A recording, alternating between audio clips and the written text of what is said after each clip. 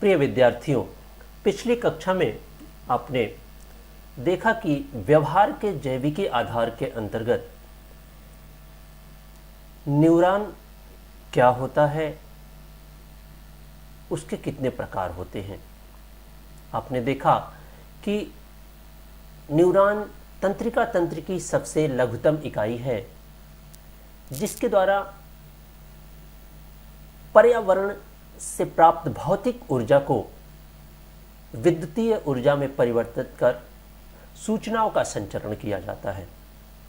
वहीं आपने यह भी देखा कि न्यूरॉन के मुख्य रूप से 3 प्रकार हैं: सेंसरी न्यूरॉन, मोटर न्यूरॉन और एसोसिएट न्यूरॉन्स। उसी क्रम को आगे बढ़ाते हुए आपको प्रथम यूनिट में न्यूरॉन्स की संरचना तथा उसके कार्य को पढ़ना है। तो आइए देखते हैं कि न्यूरॉन की संरचना किस प्रकार होती है, कौन कौन से उसके मुख्य पार्ट हैं। तो स्ट्रक्चर ऑफ न्यूरॉन आप देख सकते हैं। न्यूरॉन जो है उसमें मुख्य रूप से 3 पार्ट्स होते हैं: डेंड्राइट जिसे शाखिका कहते हैं, सेल बॉडी जिसे सोमा भी कहते हैं, एक्सॉन और माइलन शीथ। यहाँ पर दिया हुआ है 4, लेकिन मुख्य रूप से न्यूरॉन के 3 ही पार्ट या 3 ही स्ट्रक्चर को एक्सप्लेन किया जाता है। अगर हम बात करें सबसे पहले पार्ट डेंड्राइट की, तो आप देखेंगे लिखा हुआ carry information to the cell body from other neurons.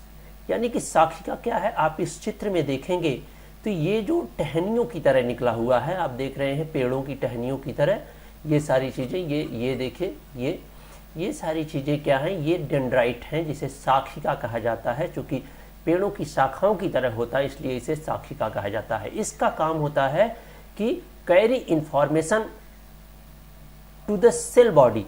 ये क्या होता है, ये जो गोल है, ये गोल वाला, इसको सेल बॉडी कहा जाता है। आप देख रहे हैं सेल बॉडी। सेकेंड पार्ट में आप देखेंगे लिखा है सेल बॉडी।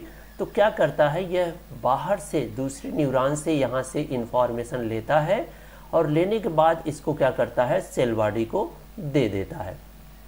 और सेल बॉडी के अंदर एक न्यूक्लियस होता है। ये देखिए जो ब्लैक वाला है, ये न्यूक्लियस है, यह इसकी रक्षा करता है। सेल बॉडी का काम है इसकी रक्षा करना। वहीं अब जो थर्ड पार्ट है आप देख रहे हैं एक्सॉन, इसका नाम एक्सॉन ही हिंदी में भी जानते हैं। यह क्या होता है, सेल बॉडी से जो निकला हुआ भाग होता है, आप देखेंगे सेल बॉडी से जो निकला हुआ भाग है ये पूरा ये एक्सॉन कहलाता है। और इस पर ये पीली पीली जो परत दिख रही है इसी को कहते हैं माइलन शीथ। आइए इसको और भी विस्तृत समझने के लिए इसके सभी पार्ट्स को अलग अलग समझें। तो सबसे पहले शाखिका यानी डेंड्राइट किसे कहते हैं।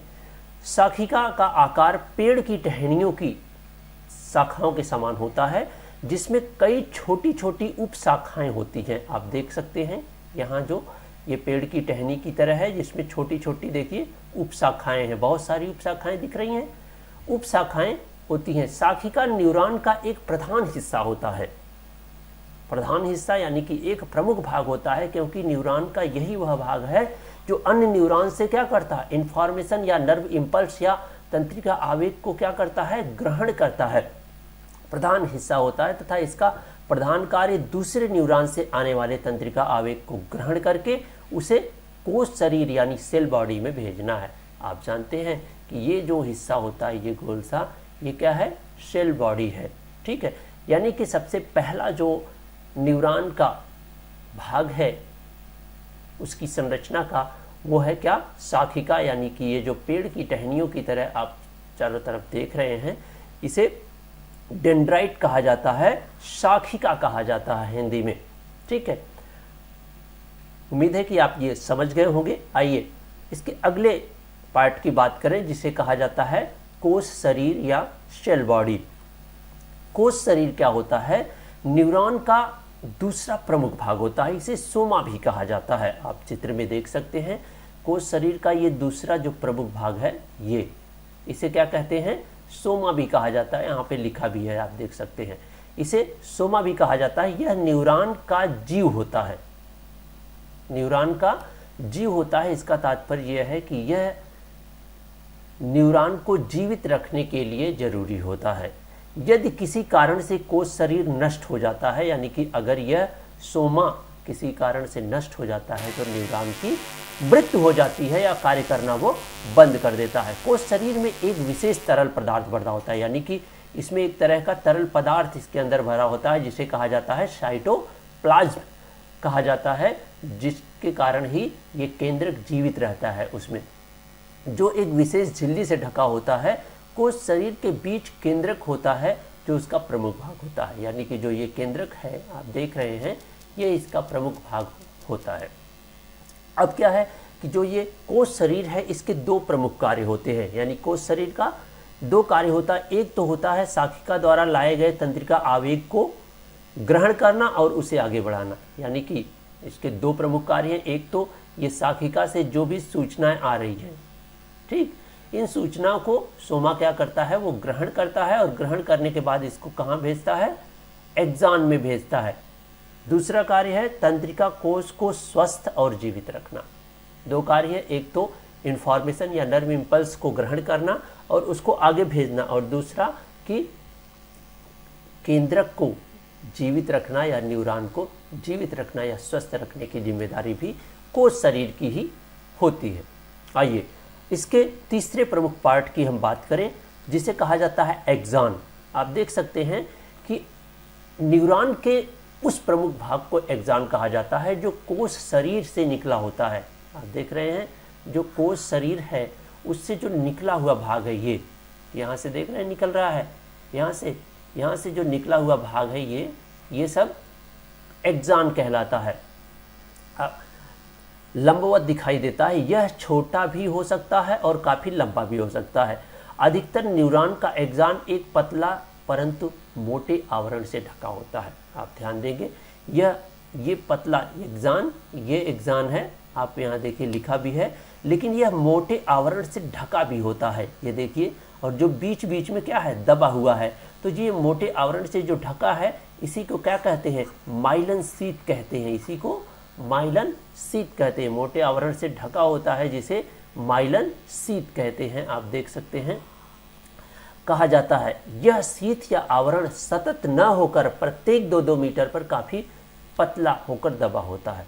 आप देख रहे हैं कि यहाँ देखिए कंटिन्यूअस नहीं होता, कंटिन्यूअस अगर होता तो जो इन्फॉर्मेशन है उसकी वो स्लो होती, लेकिन दबे होने के कारण वह किसी भी इन्फॉर्मेशन की सूचना को 10 गुना बढ़ा देता है, यानी कि उसमें और अधिक स्पीड कर देता है वो दबे होने के कारण।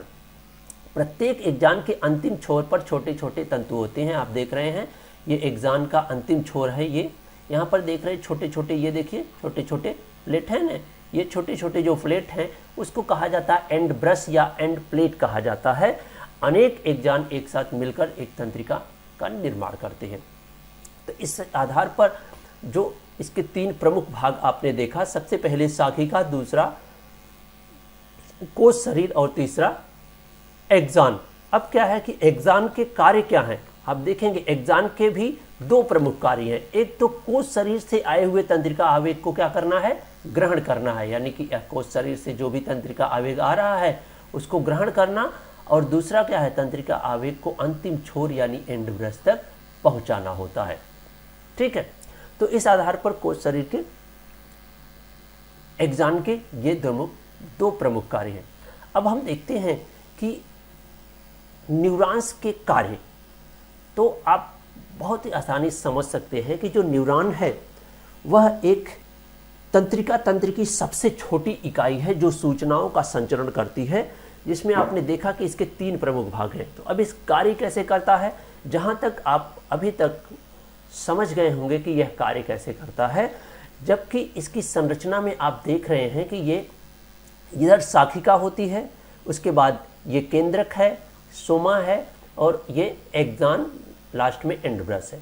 तो जब भी कोई इंफॉर्मेशन, कोई भी नर्व इम्पल्स यानी तंत्रिका आवेग जब इधर से किसी, चाहे किसी ज्ञानेंद्रिय से आए या तो किसी दूसरे न्यूरॉन से आए, आते ही वह साखिका ग्रहण करती है।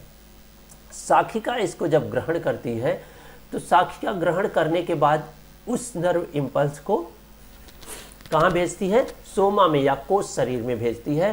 कोश शरीर उस इंफॉर्मेशन को एक्सॉन के द्वारा एंड ब्रश तक पहुंचाता है और एंड ब्रश से तुरंत दूसरा न्यूरॉन लगा होता है। यहीं पे दूसरा न्यूरॉन लगा होता है और एंड ब्रश फिर उस सूचना को दूसरे न्यूरॉन को दे देता है।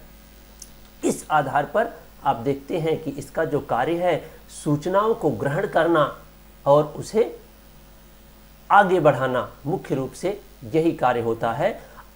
आगे की वीडियो में आपको पढ़ना है कि जो सूचनाएं ट्रांसफ़र होती हैं वह एक से दूसरे में किस प्रकार ट्रांसफ़र होती है।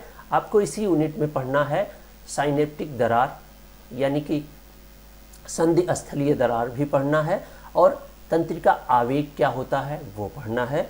उसके बाद तंत्रिका तंत्र, ये 3 प्रमुख कॉन्सेप्ट आपको इस यूनिट में और पढ़ना है। तो अगली वीडियो में हम लोग जानेंगे कि संधि स्थलीय दरार क्या होता है, यानी कि कोई भी न्यूरॉन एक दूसरे से सटा नहीं होता है, फिर भी सूचनाओं का संचरण किस प्रकार से होता है, उसमें संधि स्थलीय दरार का क्या कार्य है, किस तरह से कार्य करती है, उसकी संरचना कैसी होती है, ये सारी चीज़ें हम अगली वीडियो में जानेंगे। आपको यह व्याख्यान कैसे लग रहे हैं कमेंट में आप ज़रूर बताएं और जो भी क्वेश्चन हो आप कमेंट में पूछें, उसका जवाब मैं आपको दूंगा। ठीक है, तो मिलते हैं कल अगली क्लास में। तब तक के लिए जय हिंद।